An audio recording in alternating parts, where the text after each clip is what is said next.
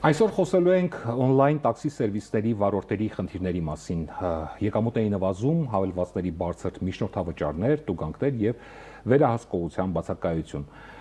Մեզ հետ սկսենք նորից նախաձեռնության համահիմնադիր Զավեն Դանելյանն է, շնորհակալություն հրավերը ընդունելու համար։ Ես եմ շնորհակալ։ Եվ այսպես վարորդների հիմնական բողոքները որոնք են։ Մի մասը պնդում է, որ սա թվային շահագործում է, այսինքն ով է շահում եւ ով է տուժում։ Խնդիրը միջնորդավճարի մեջ է, քանի որ տեսեք 16 թվականի հունիսի 1-ից Հայաստանի Հանրապետությունում սկսվեց այս on-line տաքսու հարտակը ներդրվեց եւ այդ օրվանից մինչեւ հիմա գրեթե ամեն տարի բարձրացել է միջնորդավճարը, որը համահունչ չէ մեր շուկային։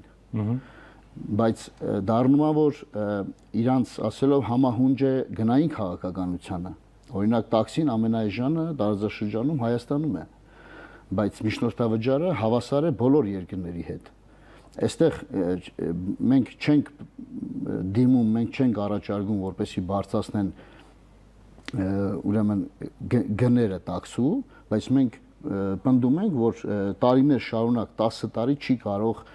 միջնորդավճարները բարձրանալ, հասնել մինչև ընդհուպ 30%-ի եւ ավել, բայց գինը մնա նույնը։ Հետեւաբար մենք պահանջում ենք գները իջացնել միջնորդավճարներին։ Հիմա 16% է, թե 30 դուք տեսեք, 16.5 ինքը եկամուտն միջնորդավճարն է հարտակի 1-ից 4.5% ուրեմն տաքսոպարքն է 5% դրանք հարկերն են, այսինքն միջնորդավճարը զուտ մաքուր 16% եք։ Չէ, այդքանը պետքա մենք գումարենք իրար եւ ստանանք, թե միջինում 23% ենք ստացել միջինում։ Եվ եւս կա մի ծրագրային այդպես հնարք, որը հрамցվել է մեզ, դա կոչվում է իմ շրջանը եւ իմ շրջանը միացնելուց մինչեւ 9% է բարձրանում, 1-ից 9%։ Եվ մենք ստիպված ենք օրինակ օգտվել այդ այսինքն ֆիքսվածից բացի նաև 9% հավելավճար է տալիս։ Կա product, որը դու օգտվելով Երևան քաղաքի տարբեր շրջաններից, ընտրելով տարբեր շրջաններ, ծրագիրը քեզ ասում է, օրինակ 4% այս դեպքում կարող եք վճարել ավել, 7%, մինչև 9%-ի հասնում է դա։ Եվ խնդիրը նրանում է, որ դու եթե չես օգտվում այդ product-ից, դու ուղղակի պատվեր չես ունենում։ Այսինքն վարորդը վճարում է հարկ, վճարում է միջնորդավճար, կրում է մեքենայի բոլոր ծախսերը։ Վերջում ինչ է մնում վարորդին։ Դե նայեք, այս մեր օրինակ վառելիքի այս քաղաքականության հետ չենք կարող հաշտվենք, բոլորս էլ մի քաղաքից ենք եւ մի երկրից ենք, մենք տեսնում ենք ինչա կատարվում։ Եւ այդքանը, երբ որ մենք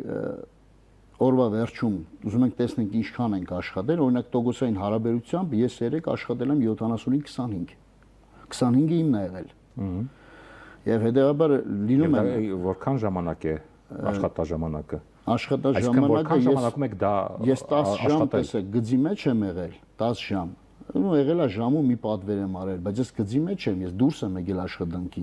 Ես իմ տարածքները հաջողակի փոխում են, որպեսզի ստանան պատվերներ։ Դա լրիվ ազդում է իմ նյարդի վրա, իմ վառելիքի վրա, իմ առողջության վրա, խցանումները իրենց հերթին, այո, ամեն ինչը իր հերթին։ Եվ չգիտեմ, միֆ կա, որ վարորդը աստղաբաշխական ուրեմն թվեր է ստանում, աշխատավարձ է ստանում, բայց դա այդպես չի։ Դա չի համապատասխանում իրականությանը։ Հիմա սկսենք արդեն ձեր նախաձեռնությունից։ Ինչպես ծնվեց գաղափարը ստեղծել նախաձեռնություն եւ ինչն է ընկած հիմքում նախաձեռնության։ Նախաձեռնությունը ստեղծվեց, նախ սկսենք 0-ից ստեղծվեց 2024 թվականի Տուրքերի օրենքից հետո, մեկ ամիս հետո։ Սկսենք 0-ից։ Այո, ամենին 0-ից սկսենք, որպեսզի կարգավորում բերենք, կարգավորենք այս ոլորտը։ Եվ հարցեր էր հնչում, որ վարորդը չպետք է որ կարգավորի, իսկ վարորդը հարցեր տալիս, իսկ ով։ Եթե իշխանությունը, կառավարությունը, պետությունը համակարգը, մենք փորձեցինք թակել դռներ եւ չունենալով նորմալ, այո, պատասխան, մենք սկսեցինք շեշտը դրվեց, սկսենք 0-ից կազմակերպել համախմբման հավաքներ, որովհետեւ մենք վարորդները շատանան, փուլ առ փուլ, ամեն ամիս 2 օր, 2 ժամ ծանոթանում ենք, հավաքվում ենք եւ այդպես մենք լուծենք մեր հարցերը օպերատորների հետ, մեր բողոքներով։ Արդյունք չտվեց։ Արդյունք թերևս մեկ ուրեմն շեշտեմ, որ զեղչային համակարգը կարողացանք, սկսենք 0-ից կարողացավ զեղչային համակարգը հանել վարորդի վրայից։ Դա զեղչ էր, որի համար վարորդը տարիներ շարունակ չէր իմանում, որ ինքը զեղչում է 10, 20, 30%, եւ այդ զեղչի փոխհատուցումը արվում էր վարորդի հաշվին։ Այս հարցով մենք մրցակցության պաշտպանության հանձնաժողովին դիմեցինք։ Թերևս ինչի այս զեղչերը հելա, որովհետև հենց առաջին անգամ որ հանդիպեցինք, դիմեցինք, իրանք ասացին, որ դա հագա օրինական է։ Եթե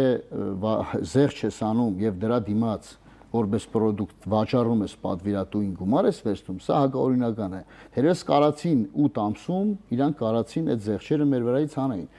Բայց զեղչերին հետևեց ուրեմն այլ մի ուրիշ խաբկանք, որը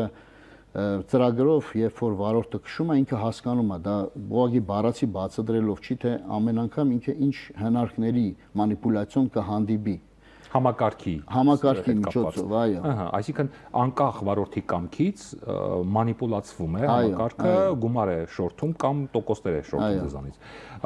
Դրան գումարվեց նաև միջնորդավճարի հավելումը, այսինքն տարեցտարի ավելացավ միջնորդավճարը։ Տարեցտարի, այո, ավելացել է։ Հիմա ձեր նախաձեռնությունը կոչվում է «Սկսենք նորից»։ Այսինքն դուք անվանում փոխեցիք եւ ֆորմատը փոխեցինք, այո։ Հիմա ինչ եք պահանջում եւ ումից եք պահանջում։ Չկա մի ուրեմն մարդ, մի պաշտոնյա, մի անձ, որը լսած չլինի մեր խնդիրները։ Նույնիսկ իմ մոտ падգամավորներ են նստել, նախարարել են նստել, ամեն ինչ ցույց եմ տվել, բացատրել եմ, արձագանքը 0։ Եվ ինչն է, դե շատ վարորդների հետ ենք շփվում ու ինչ են մեկնաբանում, որ արդյունք չի տալիս, ինչ են ասում։ Մենք կտեղեկացնենք։ Ինչ մինչև հիմա ես տեղյակ եմ, որ օրենսդրական նախաձեռնություն չկա, ճիշտ է։ Չկա։ Ինչու չկա։ Ավելի հեշտ չէ ձեր այդ նախաձեռնության փոխարեն դուք պարզապես վարորդները, եթե համակարգային խնդիր է, չէ՞ սա, համակարգ ամբողջ դժգոհ է, դուրս գայիք փողոց, հանրային բողոք կայացնեիք, միգուցե ավելի հեշտ լուծվեր ձեր հարցերը, ձեր խնդիրները, թե օրենսդրական նախաձեռնություն սկսեիք, նաև առաջարկներ ներկայացնեիք։ Այսինքն խնդիրը մի տեսակ թվում է, թե դոփում է տեղում, ծեծում եք դռներ, հանդիպումներ լինում են, բայց արդյունք չենք տեսնում ըստ էության։ Ինչ պետք է անել, ինչ եք կարծում։ Տեսեք, վարորդը մենակ ինքը, ես օրինակ, եւ նախաձեռնության համակիրներն ու անդամները մենք համ աշխատում ենք, վարում ենք, համ կողքից զբաղվում ենք այս գործերով։ Մենք այնքան ռեսուրս չունենք, որպեսզի անընդհատ մխրժվենք դրա մեջ։ Եվ հետո ի վնաս ձեզ պետք է 1-2 օր կամ 1 շաբաթ։ Ի վնաս մեզ մենք 3 տարի, ի վնաս մեզ նույնիսկ մեզ հասցել են արգելափակման։ Իմ ընկերոջը 5 տարի արգելափակել են։ Պատվերներ չեք ստանում։ Չէ, արգելափակված է 5 տարի, ես իմը 1 տարի էր հոկտեմբերի 22-ին է բացվել իմ ակտիվ գործունեության համար։ Մեր 6 կետերի մեջ նաև կա հենց դա, որ պետքա թափանցիկ լինի այդ արգելափակումները, բաղադրիչները, գնագոյացության, այդ ամեն ինչը պետքա թափանցիկ լինի, որ մարդը արգելափակվում է, այդ մարդը չգիտի ինչ է արել։ Այսինքն կամ հանձնաժողովը պետք եւ կառույցներից եւ վարորդներից ստեղծել եւ հանձնաժողովը միգուցե իր լսումներով տանի նրան, որ նախաձեռնություն սկսվի։ Հիմա ինչ պետք է անել, որպեսզի միջնորդավճարը իջնի օրինակի համար։ Ինչ է առաջարկել, լսումներ եղել են ազգային ժողովի, ասենք падգամավորների հետ եւ այլն։ Այո, Հայկ Սարգսյանի հետ եղել է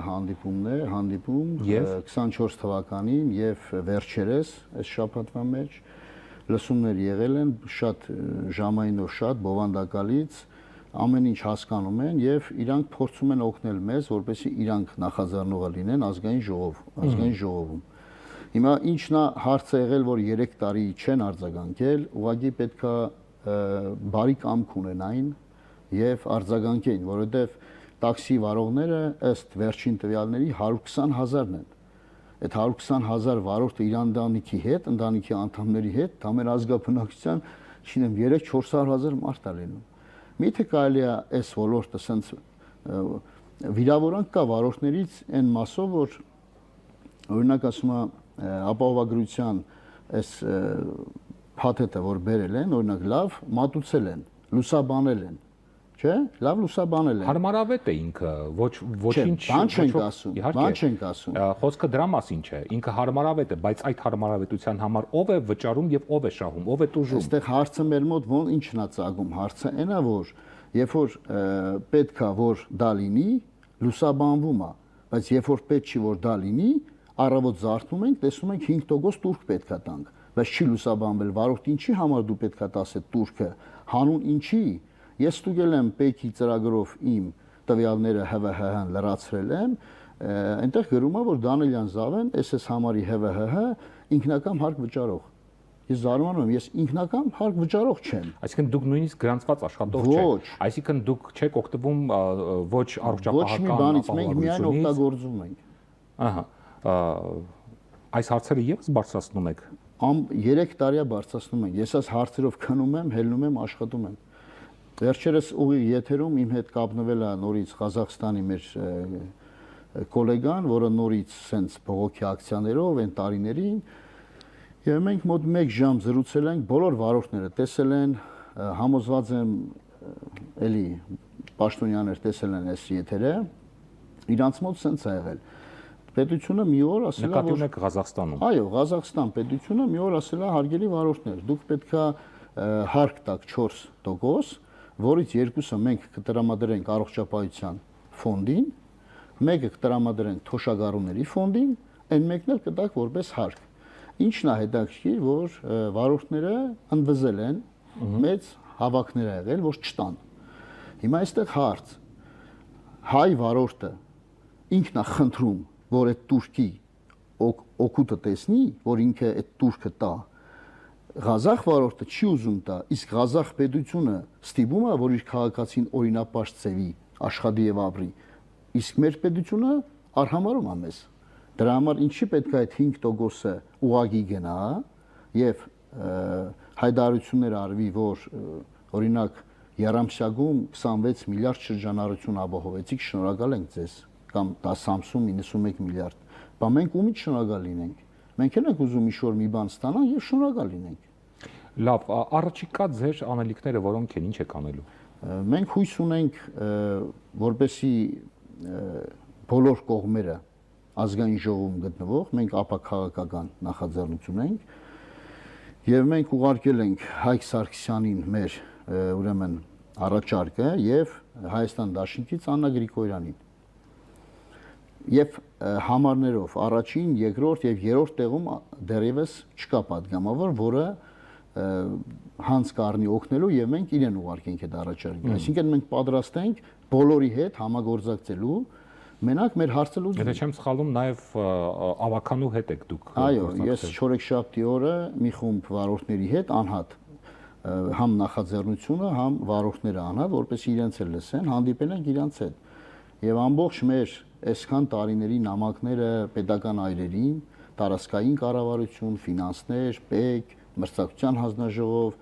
ամբողջ նամակները պատասխաններով փոխանցել եմ իրանց, որովհետեւ տեսնեն ինչ գործ է արված, որ մենք չենք քնել, մենք եւ աշխատել ենք եւ գործ ենք արել։ Հիմա ես ճիշտ եմ հասկանում, որ դուք սպասման փուլում եք, սպասում եք արձագանքի։ Այո, մենք հիմա սպասում ենք։ Եթե չարձագանքեն կամ ինչ որ տևական դադար լինի, ինչ եք պատրաստվում անել։ Ինձ թվում է, եթե չարձագանքեն ըլնելու է այդ դադարը, մինչև երևի թե ամառ այդ դադարը ըլնելու է, ու մենք շատ անգամներ ենք, մենք դրան էլ ենք պատրաստ, այդ փակուղուն պատրաստ ենք եւ շատ անգամներ ենք փակուղը առաջ գնացել։ Ուղղակի խնդիրը այն է, որ մենք մինչև չենք հասնում փակուղի, մենք չենք կարող իմանանք թե ոնց ենք դուրս գալու, բայց մենք միշտ, այո, մենք միշտ ուժեղ ենք եղել, մենք միշտ դուրս ենք եկել փակուղուց։ Դեպքեր կան, շատ են։ Եթե դուք ձևակերպեիք 3 առաջնահերթ քայլեր այս համակարգում, ունենայիք այդ հնարավորությունը անելու, ինչը կփոխեիք։ Ամենաառաջինը պետք է պետական մագարտակով ստեղծվի մի կառույց, որը կզբաղվի on-line հարթակով։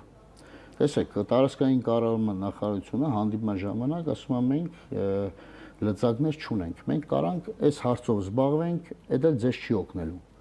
Մրցակցության պաշտպանության հանձնաժողովը ասում է դա մեր տիրույթում չէ։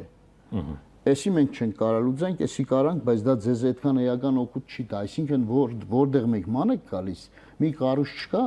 որ գիտեք ինչ կա, բոլոր օպերատորներին հանձնաժողով լինի, որպեսզի քննարկեն, որ այս մարդկանց իրավունքները պետք է պաշտպան, նույնիսկ մարդու իրավունքների պաշտպանի գրասենյակ եմ կապնվել, այնտեղից էլ արձագանքը 0, որովհետև մենք պետական աշխատող չենք, մենք անհատի մոտ ենք աշխատում,